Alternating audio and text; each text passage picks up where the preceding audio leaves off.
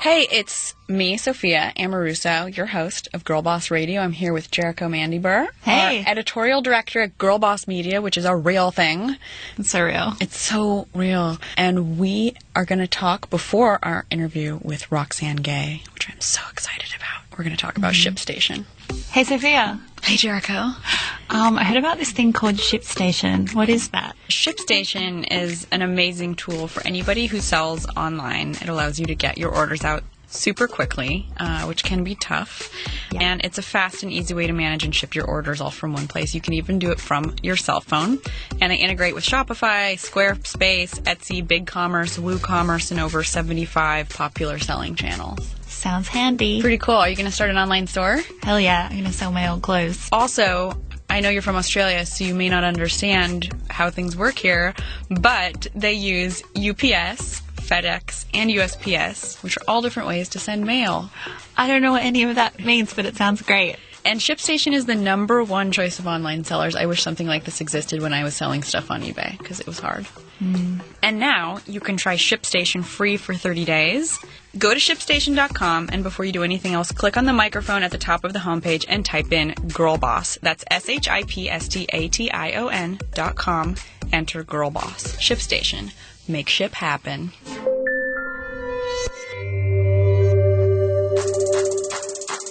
Success. It's such a complicated idea, and yet for so long we've all collectively subscribed to a single definition of the word, which was likely given to us by a white-haired dude somewhere in a boardroom in the 1960s.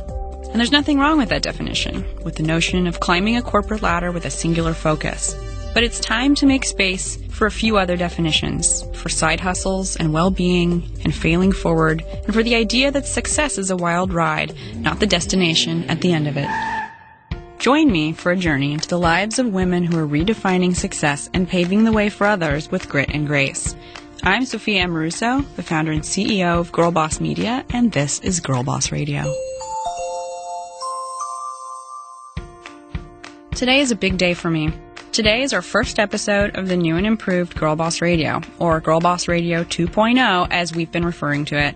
In many ways, it's like the first day of school, and truth be told, I have first day jitters. I wanted to return to your ears with a guest that really exemplifies what we mean when we say girl boss. My success is not accidental. For me, girl boss isn't just about climbing the proverbial corporate ladder or sitting in the C-suite.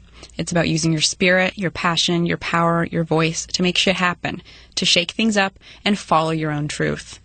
I can't think of anyone who uses their voice more powerfully than Roxane Gay. I stand by the things that I write, and I'm very confident in what I've written. Roxane is deservedly celebrated for her honesty, for her empathy, and for her ability to masterfully articulate the cultural zeitgeist. It's 2017, anyone who's unclear about the definition of feminism needs to just get to Wikipedia. Roxane Gay is a writer. She puts into words what for many can only remain in the soul. By doing such, she is thoughtfully bringing to the forefront conversations about race, pop culture, gender, and more. Her words are a catalyst for change. She's inspiring women to have important and necessary conversations about the change we all have a responsibility to create, especially in the face of the kind of hate and violence we have seen in recent weeks in Charlottesville, as well as in the rhetoric that has followed it. I think we should all be kinder to ourselves. Roxane's work includes the critically acclaimed Bad Feminist, the novel An Untamed State, story collections such as Ayiti and Difficult Women, as well as The World of Wakanda for Marvel Comics. Her work has appeared in Time, The Nation, Book Forum, Salon, Glamour, and the New York Times Book Review, among other places. And she's also a contributing opinion writer for the New York Times. Roxane's latest book, Hunger, A Memoir of My Body, is an emotional ride. It's about Roxane's relationship with food, weight, self-image, and learning how to feed hunger while taking care of oneself. Her story includes a loving childhood and family, but then how she turned to food to cope after experiencing a devastating act of sexual violence. But it's also about what it's like to live in a society that shames fat people, a society where assumptions are often made about a person based on their weight and appearance. Boys don't like fat girls. Today's episode is a journey into multiple galaxies. But first, a moment in time with Girlboss editorial director Jerico Mandybur to talk about something that's got all of us abuzz. Then we'll journey to Wilshire Boulevard in Los Angeles, California for a conversation with author Roxane Gay. And I promise that after today's episode, you'll be using the word heresiarch all the time. Jerico, Welcome to the first episode of Girlboss Radio. Thank you. I'm so excited. So tell people why your voice sounds different from mine. I'm from this place called Australia. How long have you been here? How did you get here? This is like my 8th week. I got here on a plane because you sent for me. Here I am. And tell me about your job. What do you do at Girlboss? I'm the editorial director of Girlboss Media, and my job is all about finding the conversations that are happening online and the conversations that we want to be happening with our audience and then making them happen. And where do we do that? Just because we're so new, I'm not sure people even know where to find the incredible content that you're producing with our team. Oh my God, it's everywhere. You just have to go to @Girlboss on like your preferred social media platform or girlboss.com. Cool. So tell me about a recent piece that our audience has really loved or that you're really loving. You know, this piece on drifting apart from your friends really got me thinking, because I feel like we've all been there. You have to break up with a friend, or maybe you feel like your friendship isn't what it used to be and you're like considering whether you just keep going forward with it or if you should break up. And it's like a bummer. What are some of the signs that you should break up with a friend? There's so much guilt around it because, you know, some people you've been friends with for a really long time and you end up outgrowing friends and you have so many great memories with them and there's no reason to break up. If you find yourself giving all your time and energy to your friend and you feel like you're just not getting anything back, if you like hang out with your friend and then you leave the conversation with a migraine and like completely emotionally exhausted, then maybe it's time to reassess. But you don't necessarily have to burn all the bridges. You know, there's like ways you can make it work. You don't have to ghost. You can communicate, you know, really effectively with them if you kind of know the right approach, or at least just kind of like think things through before you do anything hasty. Sometimes people are just at different points in their life and like that's okay.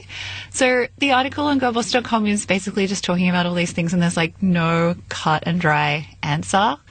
It's super individual, but it's really interesting because I've been there and I feel like I'm just going to continue to be there at every stage of my life. Yeah, I feel like the people that I break up with, and maybe I don't even break up with them, maybe I ghost on them, but I feel like they know that I want to, or they actually just don't like me but keep hanging out with me, is these friendships where something about me like triggers something in them where like they are really judgy or something, and I end up getting like a lot of flack or comments that I'm not a good enough friend when I know that I really try hard. Yeah. I don't know, sometimes just being who you are can bring out shit for other people. Totally. And it may not be personal, but it's also, you know, important to stop and look in the mirror and ask, am I a good friend? And not be like, well, everything is someone else's problem, because that's not always the case. It's hard. It's really hard. Tell me why.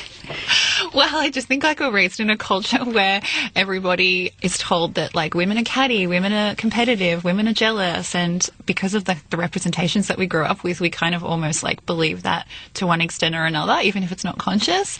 So then we're like having to work on maintaining like really good, solid friendships, but at the same time like deal with those beliefs.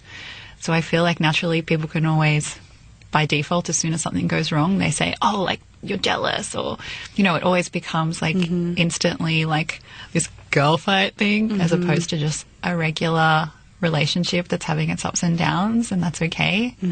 Yeah, and a lot of them come back around. There's just periods where you're not in sync with a friend, they're busy, you're busy, they're in another city or in a relationship or just going through some shit, and it's easy to take things personally. Some people are toxic, but it's also, you know, important to realize when, you know, you're just not on the same track at that moment. Yeah, totally. Thank you. Jerico, are you ready for the first interview on the return of Girlboss Radio? I'm so ready. Okay, me too. Before we do that, we're going to jump into a quick note from some of our sponsors. Parachute. If you don't know what Parachute is, you're missing out. They're the softest bed sheets, basically from Venice. They have a showroom in Venice in a teeny tiny hotel. The founder's really nice. I met her. Tell me about your sheets. You got some, right? Yeah, I got some Parachute sheets. It was like a bedtime game changer because they're linen, and I've never had linen sheets before, and all my life I've kind of like not cared what sheets I slept on, and And now I'm just like sleeping like a baby. They're basically the softest sheets you can ever own. They're clean. The design's amazing. What color did you get? I got gray. I felt really chic that day, so I was like, I'm going to get like a chic gray mall. Yeah, there are no clouds in Los Angeles, so you might as well sleep on one, right? And they're responsibly made. They're all natural. There's no harmful chemicals just seep into your skin while you're sleeping. No synthetic softeners. And apparently they only get softer over time. So if you want really comfy, soft-ass sheets from Parachute Home, visit parachutehome.com/girlboss for free shipping and returns. Parachute offers a 60-night trial, so you can basically sleep 60 times or more if you take naps. And if you don't love it, just send it back, no questions asked. Again, visit parachutehome.com, that's PARACHUTE home.com/girlboss for free shipping and returns straight to your mattress. Girlboss Radio is also sponsored by MeUndies, which are the softest underwear. You can put them on your butt and sleep in your parachute sheets, and you're set. So apparently it's National Underwear Month. Did you know that, Jericho? I had no idea. Do you know what kind of underwear we're supposed to wear for National Underwear Month? Really soft ones? Yes, and MeUndies fits the bill. Once you try them for yourself, you're going to want to wear them on your butt all the time, because they're the world's most comfortable underwear, and they're super cute. They're made from something called lensing micromodal, which is sustainably sourced, super soft, and is supposed to be 3 times softer than cotton. Whoa. And if you order a pair and you don't love them, they're free. So skid marks, anything, send them back. There's literally no risk. And for our listeners, MeUndies features soft, black seams that minimize slippage without sacrificing style. Less wedgies. And they're super comfy in every cut: bikini, thong, boy short, or cheeky brief, which my butt would probably eat whole. In celebration of National Underwear Month, you can try MeUndies risk-free. Buy them, try them. If the feel-good, silky smooth, downright dreamy embrace of MeUndies isn't for you, they're free. So now, until August 31st, get 20% off your first pair, plus free shipping at MeUndies.com/girlboss. That's MEUNDIES.com/girlboss. MeUndies.com/girlboss.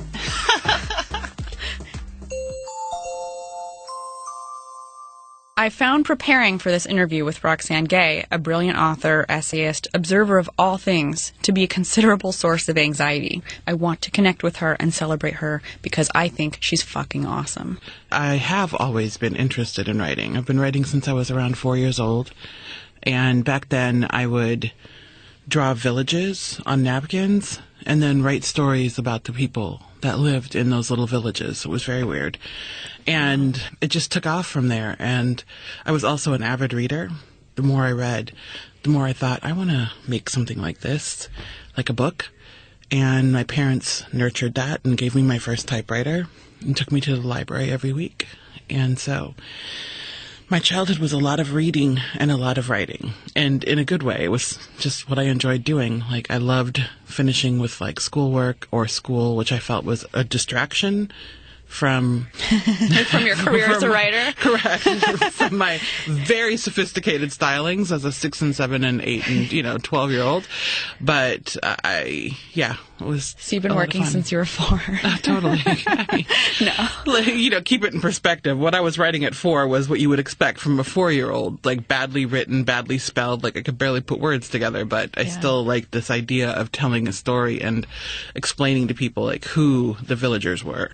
What books were really formative for you as a writer? Like, what are certain books where pieces of them have just stood out in your mind over and over again, or there's like passages that you will never forget, like it from your early teens? I think the most formative books in my childhood were the Little House on the Prairie books, because I just loved Little House on the Prairie, and I loved Laura and her adventures, and this idea that you could be an ordinary girl from the plains and still live an extraordinary life. And as a girl from the plains, that really resonated with me.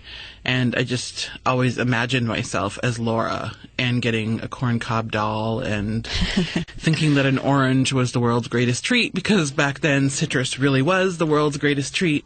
I think really great writers are able to exalt super banal things. And when you take a setting like that, it's just like, that's probably like the best education anyone can probably have as a writer, is to make something super basic sound like really magical. Did you read, I mean, I'm a writer now. I've become a writer. My mother's a writer.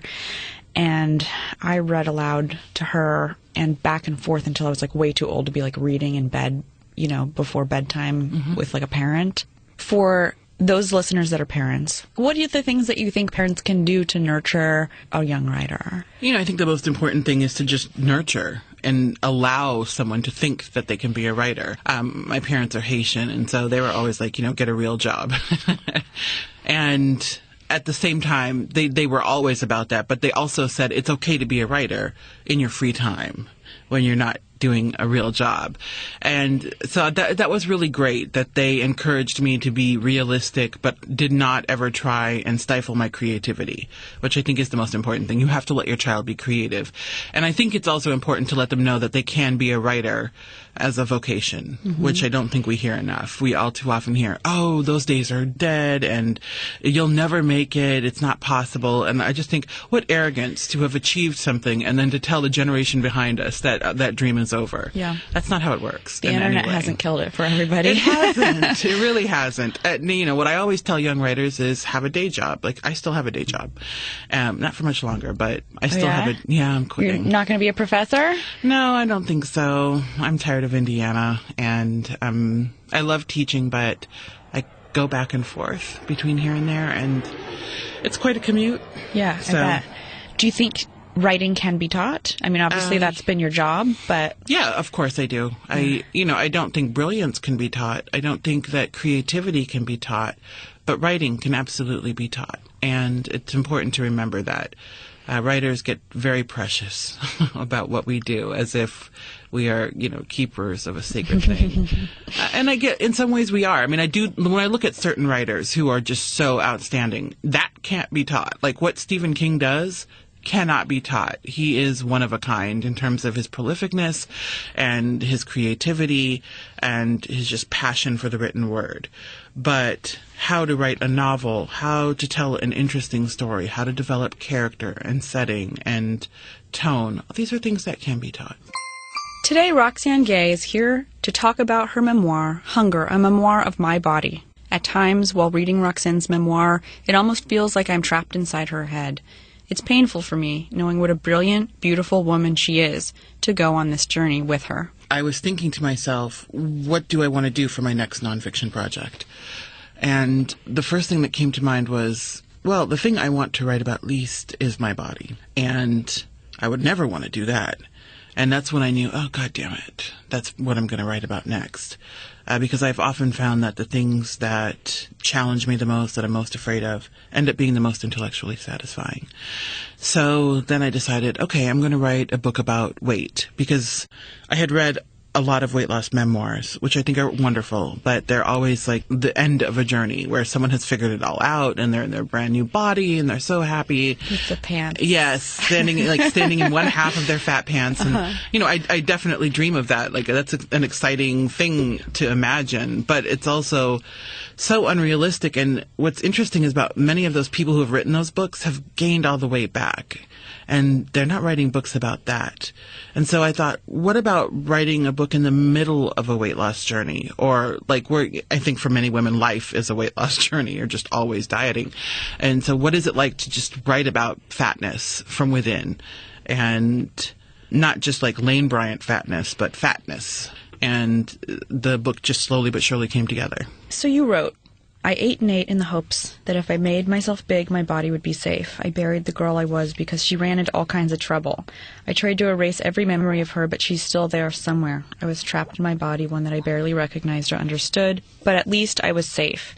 Without giving too much away of your book, can you talk to us a bit about what you were running away from? Yeah, I wrote Hunger as a memoir of my body because when I was 12 years old, I was gang raped by a group of young men that I went to school with.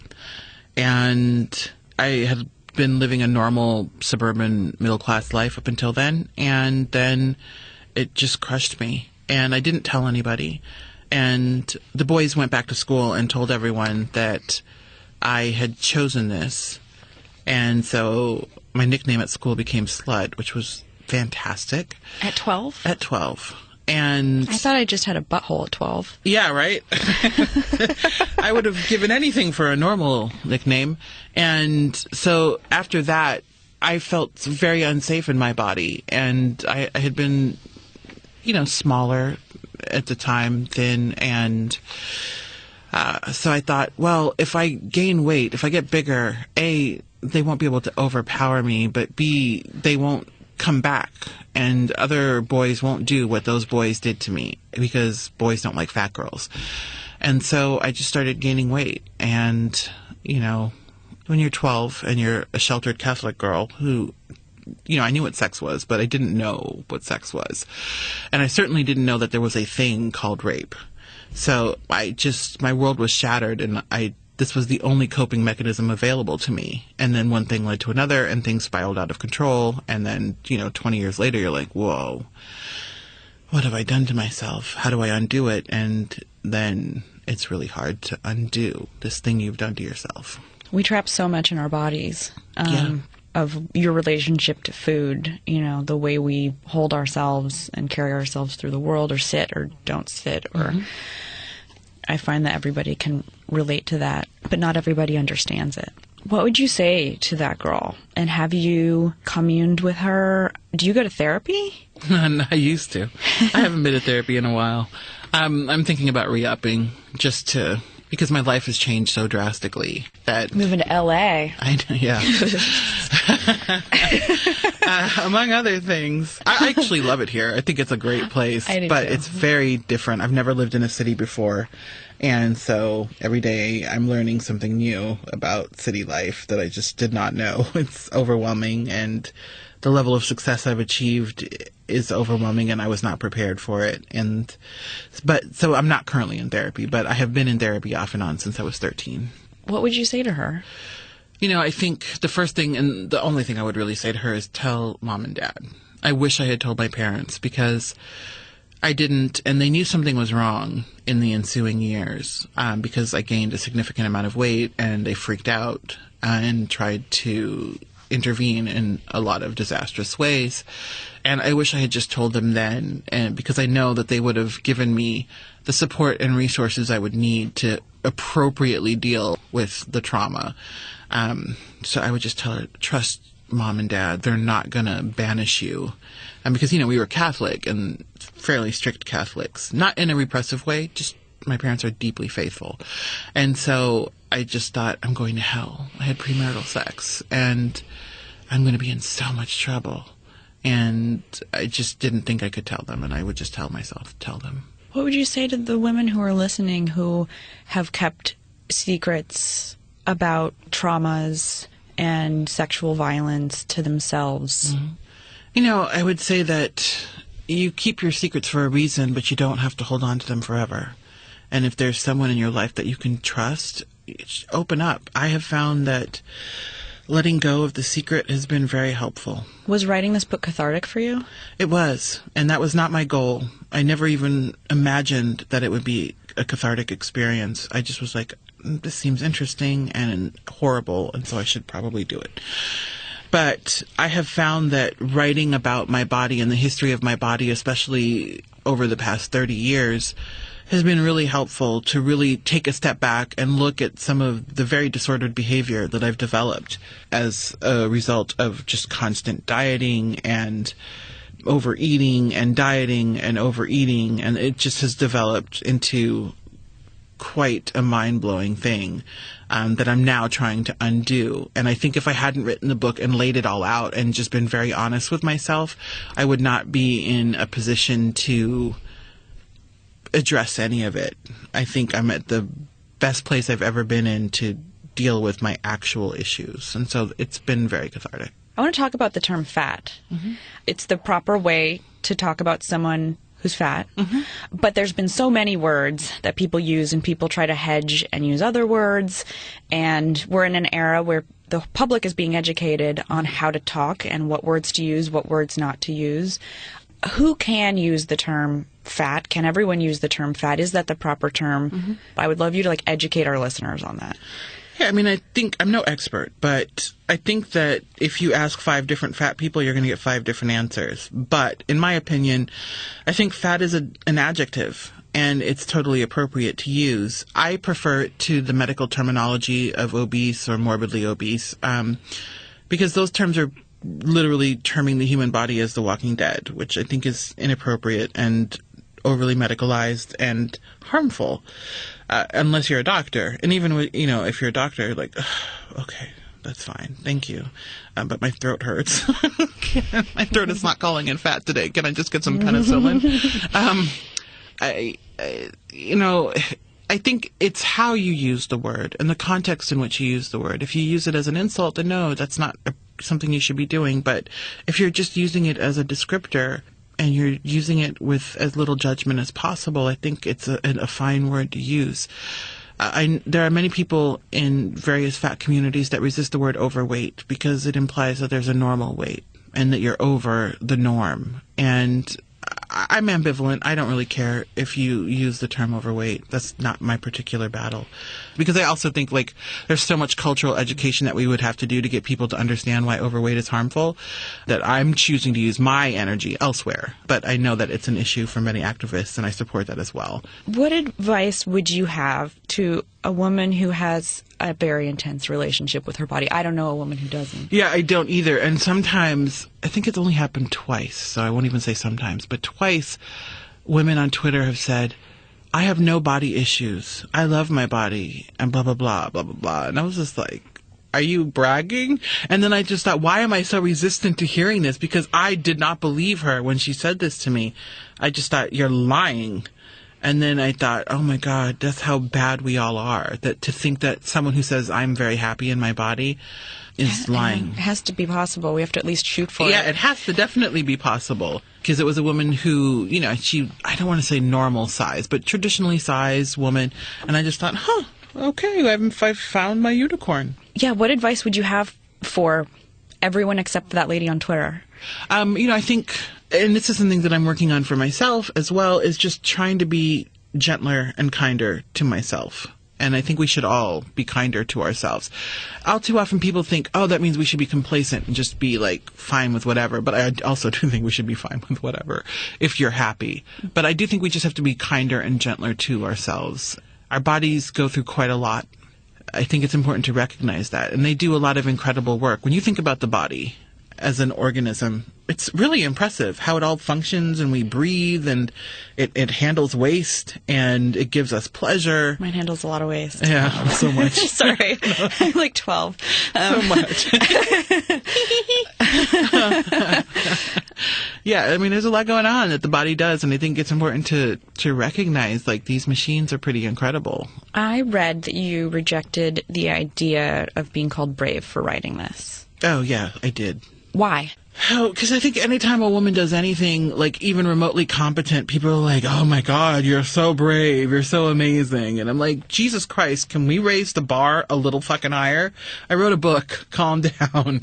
It's my job to write books. I'm not doing anything special. But you're also talking about something that some people would have a hard time even talking to a therapist in a closed room about, which makes it, you're normalizing something that there's a lot of shame around. Mm-hmm. Whether that's not brave for you, it makes other people capable of being brave. Mm-hmm.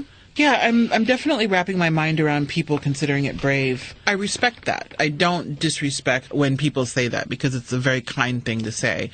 I guess I think of myself and I just think, oh my God, I'm terrified. I was terrified to put this book out in the world. It's terrifying having it out in the world. Doesn't that make you brave then? No, it just makes what me you're terrified stupid. I always tell myself with everything I write that no one's going to read it.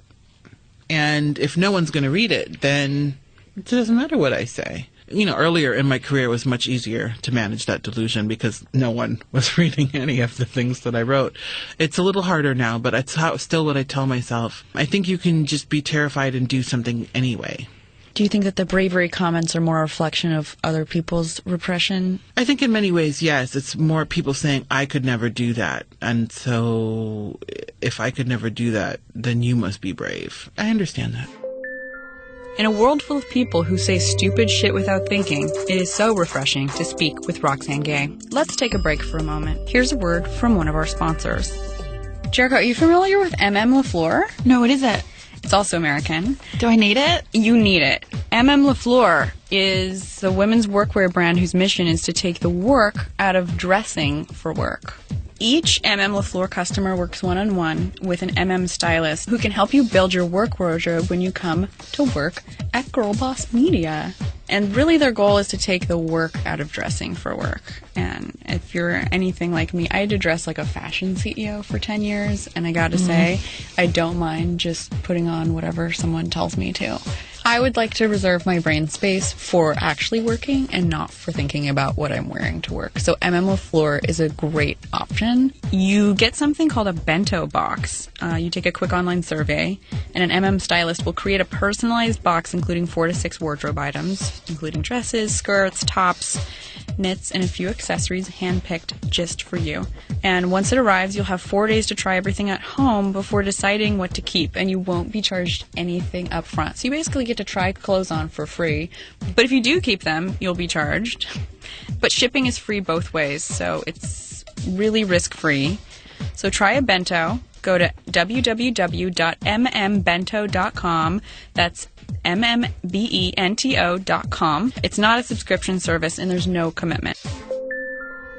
For a writer like me, being in the same room with Roxane is a dream come true. So I couldn't resist asking her for some advice about writing. For me, I just think a lot about what I want to say for a given project, and then I write it really fast. I think slow, write fast.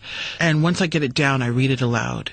That helps me to hear what's going on in the work, if a sentence is working or not, if a word choice is working, if everything is coming together in a way that I feel is useful or not. I have a very informal, hard to explain process, but mostly I just think and I draft in my head, and I have a weird ability to remember those drafts and type them up. And I think it's so interesting because each of your books kind of jumps to a different, theme. You've made it possible not to be pigeonholed. Has that been intentional? Yes, very intentional, because when you're a black woman and you write, people tend to want to pigeonhole you into a certain genre. So for every one of my books so far, I've done something very different. Yeah. On purpose, because whenever when Bad Feminist in particular came out, everyone started calling me the bad feminist, it continues, and it's always going to continue. There's no getting away from that book, and I'm not trying to get away from that book. But I'm more than just a feminist, which is the point of what I wrote in Bad Feminist, and yet so many people don't get that. So I do resist pigeonholing as often as I can. I wrote one book, and then I was like, I'm going to make everything Girlboss, and I'm like, oh man, I should have known. Yeah, it's challenging. You can find yourself thinking, oh, this is a great way to brand, or to just sort of focus my creative efforts, and then sometimes that focus becomes a cage. Yeah. And so I resist that. It's so interesting being in a position where you put who you are out into the world, and so many people take what you think it is from it and can digest it, and it really becomes their own. It's no longer yours. But when it comes to the media and maybe stupid people, there's a reductivism that also comes along with it, especially if you're a woman, especially if you have anything important to say. And I've experienced that to a certain extent. There's a headline on BuzzFeed that was, "Is feminist hypocrisy the new trend in startup narratives?" Oh, yeah. That was fun. I'm sure that was a treat. I read that one. Yeah, that was a treat. Anyway, I don't even run around screaming the word feminism all the time. I'm totally a feminist, but it's because of things like that. Well, you're a woman who does something. I do and whenever you're a woman who does something, it automatically becomes branded as feminism, which speaks to that reductivism you're talking about. Interesting. It is really interesting.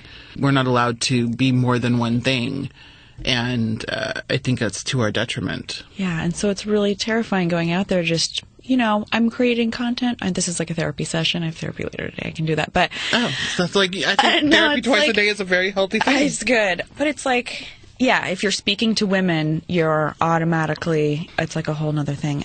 And if you're doing it and you're making a single dollar, Oh, heaven forbid. Like, you know, like what advice, I guess I'm just going to ask for myself or for our listeners, would you have to continue to hang on to who you are, knowing what your intentions are, knowing, you know, why you're putting certain things out into the world and not let that kind of the picking of the public eye kill what you know can be good in the world? Yeah, I mean, I think the key thing is that you can't control the public narrative, and so you shouldn't try. It's just whatever the media is going to say is what they're going to say, and all you can do is be yourself and continue to put out the work into the world that you want to put out without letting what the media is doing or what the public narrative is doing influence you or control you too much. And when the narrative is drastically incorrect, I think it's important to speak up and say, this is incorrect. You know, especially for writers, we're often told that, you know, we're supposed to be so incredibly grateful for every ounce of publicity, and that all publicity is good publicity. But I disagree. I think that when things are incorrect or inaccurate or racist or fatphobic or whatever, I try to call them out, because you have to be able to stand up and say, that's not right. You can't represent my work in this way. You can't represent me in this way. And I know I'm supposed to be grateful for the attention, but you're also fucking some things up right now. It's important to know, like, when to use your voice to speak up and to realize that I think it's good to be gracious, but you don't have to be overly grateful, because you've earned your place in what you're doing, and you've earned the publicity you might be getting. It's not a gift. You worked for it. You're going to pay for it. That's great advice. Does it still get to you? No, all the time. Always. Did you turn off your Google alerts? No, I did not. Oh my God. I didn't turn off my Google alerts, which is a mistake. I did like months back, and it changed my life. I also deleted my Twitter app. I know you're really active on Twitter. I use Twitter. Twitter can be really harsh. How do you deal with trolls? It depends on the day. Sometimes I ignore them. Sometimes I block or mute them, because, and I love to use the mute function, because they just like scream into the void. Like, I don't know what's happening there. And if it's really irritating, I talk to them. And not for the sake of dialogue or changing their minds or reaching them or being a better person. No, I'm petty, and I break them down publicly. Because if you're going to act stupid to me, I'm going to share that stupidity with a lot of people. Yeah. Just a side note, if you haven't watched Roxane's TED Talk, do it. As soon as this podcast is over, you won't be disappointed. It brought me to tears. Feminism has become more popular, as you said in your TED Talk. You know, Beyonce has the word feminism behind her. Does that dilute the meaning of it? I don't think so. Does it make, like, every girl in the world maybe pick up a book or Google that word? Yes. There's only a few people who have the luxury of sitting in a room criticizing the rest of us who are trying to, like, pay our rent and maybe have a conversation that matters. Do you think feminism and capitalism can coexist, and what do you say to the people who would be purists? You know, in the past, I don't know, year or two, I've seen quite a few books coming out critiquing feminism and feminists, and I just keep thinking, how are we still being this self-reflective about feminism instead of actually doing the work of feminism? I do think that there are problems with capitalism and feminism. Absolutely. I do think that there are people who think that they can wear a t-shirt that says feminism or feminist, and they're like doing something great. I do think that that young woman, the blurred lines, Emily Ratajkowski. Oh, yeah. Who I actually quite enjoy and think is very interesting and intelligent. I do think, you know, we have to ask public figures like that to go deeper. Like, because she often says, I'm sexy and I own my sexuality, and that's a very feminist thing. And I'm just like, girl, why? Like, she's teed up for that to be an easy thing to do, and it's... I mean, like, girl, you're supposed to be... I mean, if you look like that and you are not happily, openly, like, sexy, okay. I mean, it would be really heretical for... I love that word. That's like one of my favorite words. It's a great word. Like, I would love, like, what would be super feminist would be for an older woman with a rounder body to be like, I own my sexuality and I am super sexy. If we move out of the traditional ideas of beauty and say, like, that would be feminist, but, like, and what she's doing is not anti-feminist in any way, shape, or form. It's just, like, that's not the entirety of what feminism is, and I don't know that that's feminist. I think that's just great. Like, congratulations, and you are very interesting, very intelligent, and very hot. And so I do think we can critique this if we want, but I have better things to do with my time. And one of the things that I really tried to get across in Bad Feminist is that it's okay to be flawed and inconsistent and to say stupid things, as long as your heart is in the right place and you have a sense of trying to do the best that you can. I think accountability is incredibly important. Some people read my book and thought that you don't have to be accountable, but that's actually not what I was saying. So I think the same thing goes for capitalism and feminism. I think that the two can work together. How can I not fuck it up? Because I have like a target on my back. Well, yeah, because you're a woman and you are successful, and so people are going to put feminism on you whether you ask for it or not. I've had the badass, I hate that term now. I do too. I used to use it. Oh, two words we should get rid of. Badass. And power. Empower's tough, yeah. I don't use that. Yeah. I don't really use that anymore. Another word I like is heresiarch. I think that's like the ultimate. That's like the lead. It's the leader of a heresy. Oh, yes. Oh, I'm turned on. That now. is like the. That's like, I think I like wrote it down somewhere when I was like a teenager, my God, and I was like, heresiarch. I'm going to use it all day. I think I wanted to get it tattooed on my body at some point. I'm a heresiarch. You fucking are, man. How do you not fuck it up? You know, I think that you have to stop listening to all the outside noise. I mean, you have to just do what you're going to do, and maybe you're going to fuck it up. I think you have to, the better question is, how can I not be afraid of fucking it up? You're going to fuck it up. Like, it being life. I mean, you're going to fuck some things up. Or you're going to get more things right than you get wrong. Hope so. And it's like, what do you do after you fuck it up? Like, how do you overcome the fuck up and learn from the mistake? I think that's really, because if you, like, spend your life worrying, how do I not fuck it up? You're not going to get anything done. You're going to be paralyzed. Fear. You're going to get some things wrong. Yeah. And unfortunately, the price for someone like you is very, very high when you fuck it up, because people, like, revel in it, and it becomes a celebration. It's like all I got, man. Yeah. I'm like, I'm unemployable. Yeah. Good luck with that. Thanks. The conversation I'm having at large through Girlboss today in both directions is, what is success? Only because I was someone who wound up on the cover of Forbes and has been like, heralded as some like, achievement of this one archetype of what success is, and that's financial success. And that's in a world that was built by and for white dudes mostly. And that's cool. That's like a rarity. But that can't be what success is, because that's just so one-dimensional, and our lives are so much more complex than that. What do you think about the word success, and do you have a definition for it? Is there one answer? No, there isn't one answer. Success has to be more than financial, though I absolutely consider financial freedom to be a hallmark of success. Like the ability to pay my student loans every month and to pay my rent frees me up to do the kinds of things that I do. When I was in my 20s and broke and hustling, it was the hustle that made me do what I needed to do and get the jobs done, but I didn't have an ounce of the creative room to think, as compared to what I have now, that I'm not stressing about where my next dollar is going to come from. And so I do think that can be part of it, but I think success is being able to give as much as you take. When you achieve a certain level of success, are you hoarding it for yourself, or are you sharing it? And by sharing it, I mean not like giving your money away or giving everything away, but are you creating opportunities for other people who look like you and who have similar circumstances to yours, especially people if you're who don't a woman. Look like you. Yeah, or people who don't look at you, depending. For me, am I helping other women and other women of color achieve what I've achieved? Am I creating places for them to use their voices? That's what success for me is, that I'm in a position to do that and that I'm able to do it and will do it or am doing it. Otherwise, I think your measure of success is very impoverished. What are the ways that we can each educate ourselves every day to improve our contribution to feminism? The goal isn't to not be a bad feminist. I think the goal is just, how do we become better people and better feminists? How do we serve womankind in more effective ways? And for me, I'm just always trying to make sure that I'm considering women. Not all women are created equal, and not all women are able to enjoy the opportunities that I get to enjoy. Like, my success is not accidental.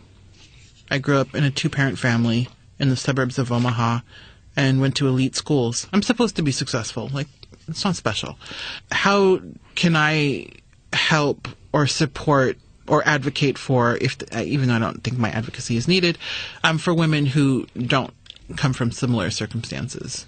And how can I advocate for just women? And I think there are things that we can do that are big and things that we can do that are small.